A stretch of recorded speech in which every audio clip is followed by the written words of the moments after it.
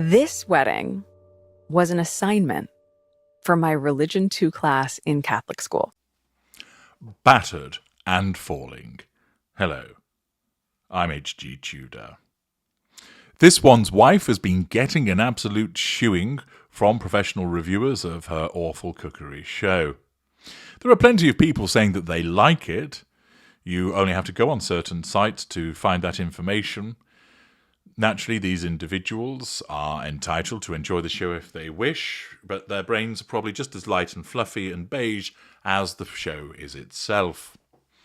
However, the woe for this one's wife's programme continues, notwithstanding the fact that part 2 of season 1 will appear later this year. This time, it's Tina Brown stepping forward. Yes, the ex-Vanity Fair editor who has stuck it to this one's wife in the past is at it again. Martin Robinson writes in the Daily Mail, former Vanity Fair editor Tina Brown has given her own excoriating review of With Love Meghan, declaring that it is proof the former Suits star has an unerring instinct for getting it wrong.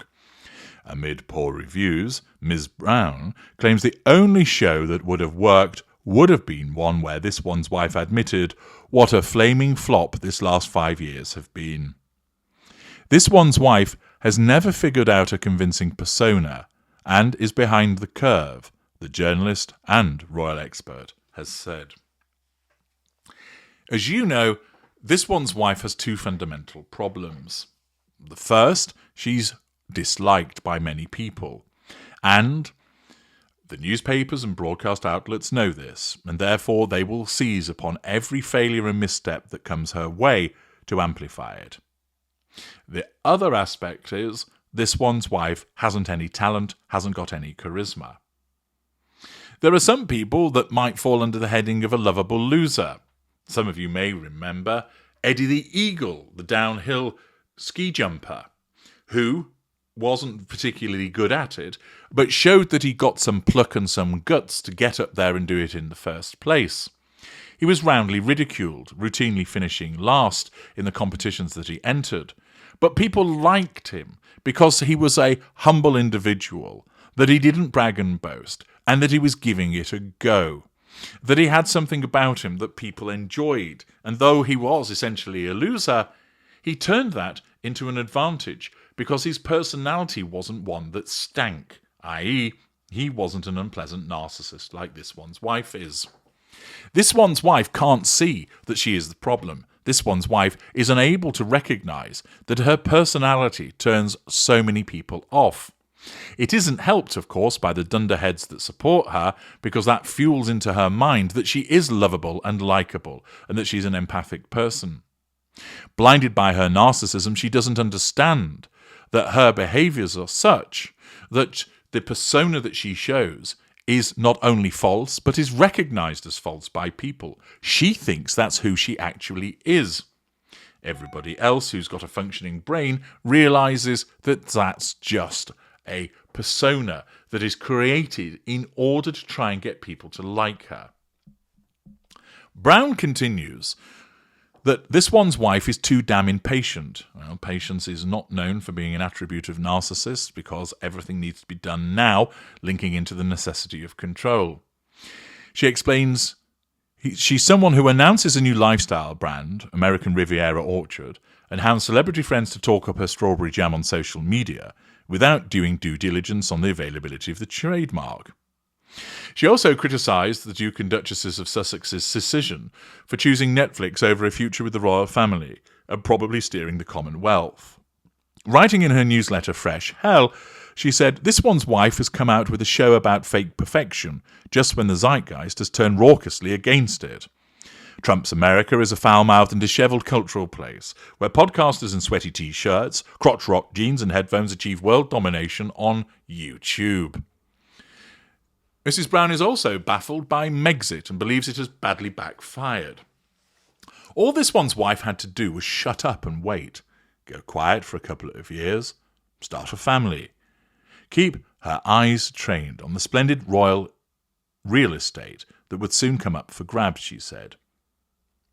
The moment William ascended to his role as Prince of Wales, there would have been new global gigs and red carpet rollouts raining down on the Sussexes' heads. But no. Offered the Commonwealth or Netflix, the Sussexes, with naive avarice, chose Netflix. And of course, we all know why this one's wife made that choice. Although she describes service as universal, the fact is that service is hard work and isn't paid enough.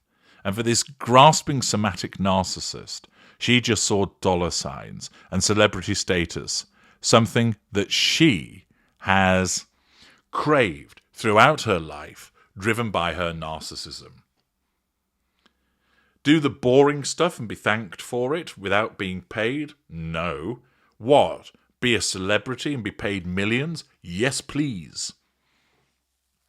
But of course, in order to achieve that, you've got to have something to sell.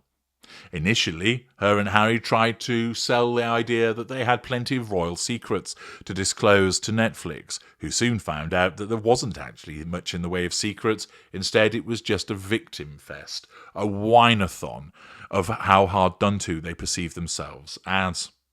Thereafter, there was nothing more to tell, and with a thicko ginger and a slightly more intelligent but not much narcissist, there was really nothing on offer. And the consequence is that the Netflix juggernaut, as it started out, has ground to a halt. It's also the case that after getting another battering from Tina Brown, we learn that This One's Wife show is falling. Apparently, the show has brought in barely a quarter of the viewers hooked by the documentary series Harry and This One's Wife, which was launched in 2022. Netflix's own data showed that With Love Meghan has been more successful in Estonia, Lithuania and Latvia than in the United States, Canada and the United Kingdom.